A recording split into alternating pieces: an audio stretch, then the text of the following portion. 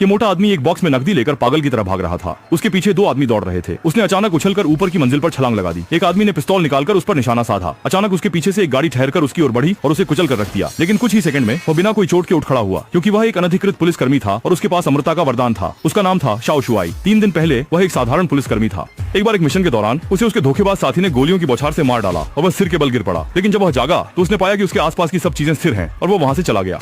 आसमान में एक विशाल भंवर प्रकट हुआ और फिर वह धीरे धीरे तैरने लगा। अचानक एक शक्ति उसे अपनी ओर खींच ले गई और वह एक ऑफिस में पहुंच गया। सामने बैठी औरत ने छोटे शुआई से कहा कि तुम मर चुके हो, अब तुम्हारे पास 2 विकल्प हैं, या तो फिर से जन्म लेकर इंसान बन जाओ या फिर अंडरवर्ल्ड पुलिस बनकर भागे हुए भूतों को पकड़ो। जोम्बी अपराधियों को पकड़ने और बदला लेने के लिए बेचैन छोटा शुआई ने बिना किसी हिचक के दूसरा विकल्प चुना। जब उसने सड़क पर भीड़ देखी, उसे पता चला कि वह मानव दुनिया में है। इसके बाद वह कब्रिस्तान पहुंचा और अपनी अंतिम यात्रा में शामिल हुआ। जब उसने देखा कि उसका वह साथी जिसने उसे मारा था उसकी पत्नी को गले लगा रहा है, तो छोटा शुआई खुद को रोक नहीं पाया। लेकिन अजीब बात यह थी कि उसकी पत्नी उसे बिल्कुल नहीं पहचानती थी और उसके आसपास के लोग उसे पागल